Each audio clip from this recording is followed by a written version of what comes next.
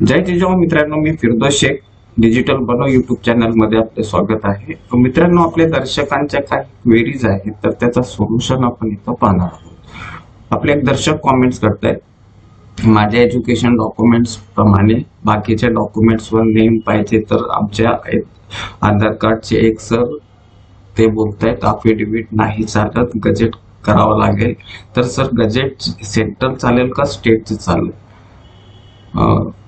UPSC ची exam द्यायची आहे. तर हे बघा, गजेट जो आहे तो आपण म्हणजे महाराष्ट्रात राहतो म्हणून आपल्याला महाराष्ट्राचा गजेट, त्यालाच आपण राजपत्र म्हणतो. तर आपल्याला महाराष्ट्राचा गजेट असला तरी तो सर्व ठिकाणी तो म्हणजे लागू असतो, तिथं स्वीकारला जातो, मान्य केला जातो. तर त्याला काहीही प्रॉब्लेम येत नाही. गजेट राजपत्र महाराष्ट्राचं केलं तर चालतंय.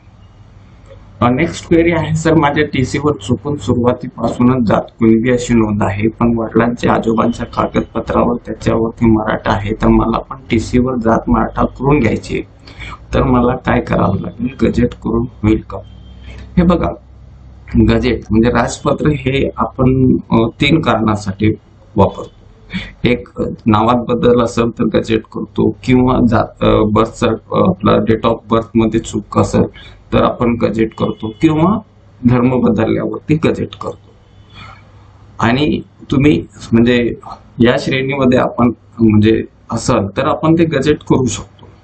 आता राहिला प्रश्न, तुम्ही ज्यावेळेस शाळा सोडता तर TC मध्ये तसा बदल होत नाही. शाळा सोडल्यानंतर त्याच्यामध्ये बदल करता येत नाही.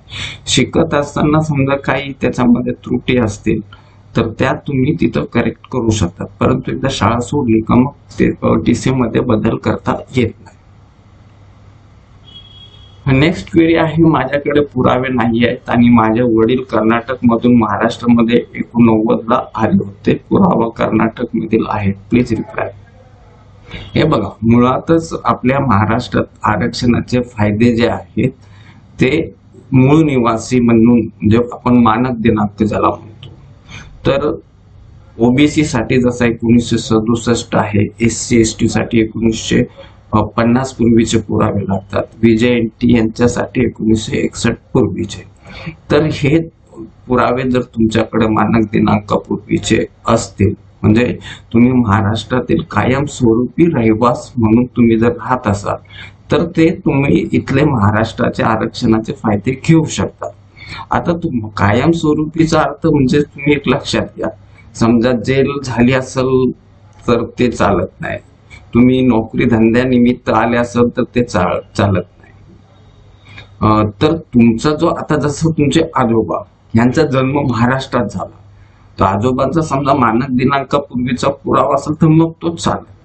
परंतु आजोबांचा जन्म कर्नाटक मधला आहे आणि ते नोकरी धंद्यानिमित्त महाराष्ट्रात आले तर तो तुमचा कायमस्वरूपी होत नाही. तर त्याच्यासाठी म्हणजे तुम्ही तिथं तुमचं घर होतं वगैरे असं दाखवून म्हणजे तुम्ही महाराष्ट्रात एक मानक दिनांकापूर्वीपासून तुमचे वाडवडील राहत असतील हे तुम्हाला सिद्ध केल्यावरच तुम्हाला महाराष्ट्रातील आरक्षणाचे फायदे मिळतील, अन्यथा मिळणार नाही. आता तुमच्या केसमध्ये 89 ला तुम्ही आले तर तुम्ही नाही OBC मधच्या क्रायटेरियात बसतात, VJNT किंवा SC ST मध्ये, तर तुम्हाला तुमचा जो जातीचा दाखला आहे तो कर्नाटकलाच काढावा लागेल. नेक्स्ट क्वेरी आहे, I applied for caste validity previously for service purpose but this application was rejected. Now I have applied caste validity for education purpose for MBA CET exam but my purpose not editable online applicable to education. हे बघा, ज्यावेळेस आपण caste validity साठी apply करतो तर त्याच्यावरती आपण कितीही म्हणजे लॉग इन बदलली किंवा ईमेल ID बदलली, परंतु आपला जो कास्ट सर्टिफिकेट आहे तर ती माहिती ज्यावेळेस त्याच्यामध्ये टाकतो आणि दुसऱ्यांदा नव्याने करायला गेलो तर मग आपल्याला तो एक्झिस्ट म्हणून ते दाखवतो. तर त्याच्यासाठी त्यांनी जे रिजेक्ट केलेलं आहे तर तिकडनं त्यांच्या सिस्टम मधनं जर ते निघालं नसेल तर ते तसंच राहील. तर बेटर वे ट्राय करा, दुसरा नवीन कास्ट सर्टिफिकेट काढा आणि नंतर मग ते MBA साठी तुम्ही जे सांगताय ते अप्लाय करा, म्हणजे तुमचा जो कास्ट सर्टिफिकेट आहे तो नवीन नंबर येईल. तर असं करा आणि कास्ट सर्टिफिकेट काढताना तुमचा जो नेटिव्ह प्लेस आहे, मूळ गाव म्हणजे मानक दिनांकाचा पुरावा जिथं आहे त्या ठिकाणावरून तुम्ही जातीचा दाखला काढा. नेक्स्ट क्वेरी आहे, नमस्कार, बऱ्याच गाव नमुना 14 अवतारामध्ये एक समस्या आढळून आलेली आहे. आजूबाजूचा उपलब्ध गाव नमुना 14 वरती फक्त धर्माचाच हिंदू उल्लेख आढळतो. जातीचा उदाहरणार्थ कुणबी किंवा त्यांच्या सध्याचे वंश परापर जात आहे उल्लेख आढळत नाही. अशा वेळेस त्या व्यक्तींना जात वैधता प्रमाणपत्र मिळेल का किंवा त्या व्यक्तीने काय करावं लागेल? हे बघा, आता जात सिद्ध करण्याची जबाबदारी जी आहे ती अर्जदाराची असते. आता नुसता हिंदू किंवा नुसता मराठा असला तर तुम्हाला कुणबीचा जातीचा दाखला मिळणार नाही. तुम्हाला कुणबी नोंदणी असलेल्या, भलेच त्याच्यामध्ये कु किंवा कुण किंवा कुणबी किंवा कुणबी मराठा, मराठा कुणबी असं असेल तर तुम्हाला ते मिळतंय. परंतु ते जर नसेल तर मग तुम्ही त्याला शोधा. तुमचे जे ब्लड रिलेटिव्ह आहेत, लांबचे नातलग आहेत, जसं आजोबा, चुलत आजोबा किंवा पंजोबा, चुलत पंजोबा, मग किंवा अशा म्हणजे आपल्या ब्लड रिलेटिव्हच्या साखळीमधले जे आपले एकदम सख्य नाहीये परंतु चुलत जे आहेत, आजोबा पंजोबा, तर यांच्यामध्ये जर कोणाच्या मानक दिनांकापूर्वीच्या नोंदी आढळल्या तरी आपल्याला म्हणजे याच्यामध्ये अडचण येत नाही. परंतु जात सिद्ध करण्याची जबाबदारी ही अर्जदाराची असते, हे लक्षात ठेवा. नेक्स्ट क्वेरी आहे, can you make our father's income certificate? हे बघा, ॲप्लिकंट तो असतो का तो स्वतःसाठी किंवा त्याच्यावरती अवलंबून असलेल्या व्यक्तींसाठी तो काढू शकतो. आता जनरली असं होत नाही. फादर हा स्वतःच त्याच्यासाठी काढायचा असेल तर तो स्वतः करू शकतो. परंतु आता समजा फादर का तो बेड रिडन असेल, कुठं कार्यालयात जाऊ शकत नाही, अशा वेळेस अर्जदार फादरचा इन्कम सर्टिफिकेट साठी अप्लाय करू शकतो. ते तुमच्याकडे सबळ पुरावा असतो तर काढू शकता. तुमचे म्हणजे कोण काढू शकतो? तुमच्यावर अवलंबून असलेले. आता जसे आपले लहान मुलं असतील, मुलगा मुलगी, आपण त्यांचा काढू शकतो कारण ते आपल्यावर अवलंबून असतात. परंतु जे म्हणजे अडल्ट आहेत, ते वयस्क आहेत, तर ते स्वतः करतात. परंतु जर ते अडल्ट जी लोक आहेत ते आपल्यावरच अवलंबून आहेत, ते कार्यालयात मध्ये कुठं जाऊ शकत नाहीत, अशा वेळेस आपण करू शकतो. नेक्स्ट क्वेरी आहे, सर प्लीज हेल्प, माझ्या कास्ट सर्टिफिकेट मध्ये डॉटर ऑफ जागी सन लिहून आलंय आहे, तर प्लीज सांगा काही प्रॉब्लेम होईल का? खूप टेन्शन मध्ये. हे बघा, जर तुम्ही कास्ट व्हॅलिडिटी केलेली नसेल तर बेटर वे तुमचा जातीचा दाखला नव्याने काढून घ्या. कारण जातीचा दाखला जो आहे तो एकदा निघाल्यावरती त्याला एडिट करण्याची कोणतीही प्रोसेस आपल्या महाराष्ट्रात नाही. तर त्याच्यासाठी तुम्हाला नवीन जातीचा दाखला काढावा लागेल. आणि समजा तुम्ही कास्ट व्हॅलिडिटी तुमची झालेली आहे आणि तरी तुमच्या याच्यामध्ये हा जो त्रुटी आहे ती आहे, तर मग अशा वेळेस तुम्ही एक अफिडेव्हिट करून ठेवायचं आहे. आणि जर कुठं म्हणजे त्याच्यावरती प्रश्न निर्माण झाला तर तो अफिडेव्हिट देऊन तुम्ही तिथं ते तसं म्हणजे सांगू शकता. नेक्स्ट क्वेरी आहे, सर माझ्या कास्ट व्हॅलिडिटी मध्ये क्वेरी आली आहे, मला डॉक्युमेंट अपलोड करायचे होते सर, कसे करावे? हे बघा, ज्यावेळेस क्वेरी येते तर त्याच्यामध्ये डॉक्युमेंट अपलोडची तुम्हाला लिंक येते आणि त्याची एक मुदत असते 15 दिवसाची किंवा 8 दिवसाची ती मुदत देतात. त्या मुदतीमध्ये तुम्ही ते अपलोड करू शकता.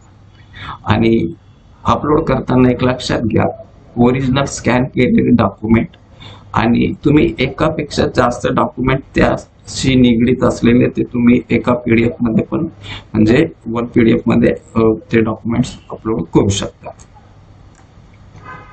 नेक्स्ट क्वेरी आहे, सर माझा बॉर्न महाराष्ट्राला झाला आहे आणि माझी आई पण महाराष्ट्रातील आहे, पण माझे वडील कर्नाटकचे आहेत, तर माझी कास्ट व्हॅलिडिटी ओबीसी निघू शकते का? हे बघा, आपली जात जी आहे ती वडिलांच्या म्हणजे जातीवरनं ती लागली जाते, कारण भारत हा पितृसत्ताक देश आहे. आता तुमचे वडील जिथले म्हणजे होते तो तुमचा म्हणजे नेटिव्ह प्लेस होतो आणि त्यांचे जे पुरावे आहेत जाती संदर्भात त्याच्यावरून तुमची जात सिद्ध होते. म्हणजे आईच्या जातीवरनं तुमची जात सिद्ध होत नाही. आईच्या जातीवरनं फक्त काही जे मातृसत्ताक ज्या समाज आहे, जसा देवदासी झाला तर त्यांना मिळू शकतो.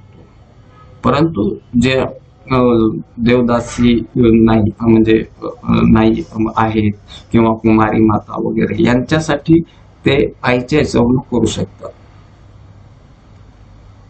नेक्स्ट क्वेरी आहे सर, माझी कास्ट व्हॅलिडिटी 2015 आहे, त्यावर बारकोड नाही, तर जुन्या कास्ट व्हॅलिडिटी वरून नवीन बारकोड असणारे कास्ट व्हॅलिडिटी काढता येऊ शकते का?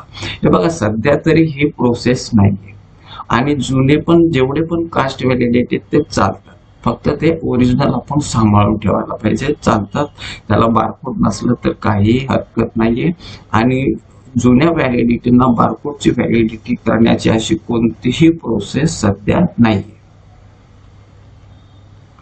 नेक्स्ट क्वेरी आहे सर, मला कास्ट व्हॅलिडिटी काढायची बट माझ्या आजोबांचे डॉक्युमेंट नाहीये, अशा वेळेस कोणता दुसरा? हे बघा, जर तुमच्याकडं आजोबा किंवा सख्खे पंजोबा, सख्खे आजोबा यांचे पुरावे नसले, वडील यांचे पण पुरावे नसले, तर तुम्ही चुलत पंजोबा, चुलत आजोबा, मोठे काका, लहान काका, आत्या यांच्या डॉक्युमेंट्स वरनं पण तुम्ही तुमची जात सिद्ध करू शकता. अनेक वेळा असं होतो की वडिलांच्या याच्यावर जातीचा उल्लेख नसतो, आजोबांच्या नसतो, पंजोबांच्या नसतो, परंतु जे चुलते असतात त्यांच्या याच्यावरनं पण आपण आपली जात सिद्ध करू शकतो. मात्र इथे एक लक्षात घ्यायचं, आजोबांच्या किंवा वडिलांच्या याच्यावर जातीचा उल्लेख नसेल तर त्या संदर्भाचा तुम्हाला अफिडेव्हिट तिथं द्यावा लागतो, हे एक गोष्ट लक्षात घ्या. नेक्स्ट क्वेरी आहे, 8 लाखापेक्षा कमी उत्पन्न असलेला ओबीसी प्रवर्गातील जात असल्यास परंतु माझ्याकडे 1967 पूर्वीचा जातीचा पुरावा नसल्यास परंतु माझ्याकडे 1967 पूर्वीच्या महाराष्ट्रात असल्याचा पुरावा आहे, तर मी पात्र असेल का ईडब्ल्यूएस श्रेणीसाठी? हे बघा, 8 लाखापेक्षा उत्पन्न कमी आहे आणि तुम्ही महाराष्ट्राचे 1967 पूर्वीपासून रहिवासी आहेत, तर तुम्ही ईडब्ल्यूएस साठी पात्र आहात. परंतु एक गोष्ट लक्षात घ्या, ईडब्ल्यूएस साठी तुम्ही कोणत्याही मागास प्रवर्गात म्हणजे ओबीसी, एससी, एसटी, व्हीजेटी या प्रवर्गात मोडत नसेल तर तुम्ही ईडब्ल्यूएस ला नक्की म्हणजे अर्ज करू शकतात. कारण ईडब्ल्यूएस मध्ये जो क्रायटेरिया आहे मानक दिनांकाचा, जो ओबीसीचा क्रायटेरिया आहे, तोच क्रायटेरिया ईडब्ल्यूएस ला पण आहे. म्हणजे तुम्ही महाराष्ट्रामध्ये 1967 पूर्वीपासूनचे कायमस्वरूपी रहिवासी आहेत हा पुरावा असला आणि तुमची इन्कम 8 लाखापेक्षा कमी असेल तर ईडब्ल्यूएस सर्टिफिकेट काढू शकता. तर मित्रांनो, आजच्यासाठी आपण इथंच थांबूया. धन्यवाद. जय हिंद.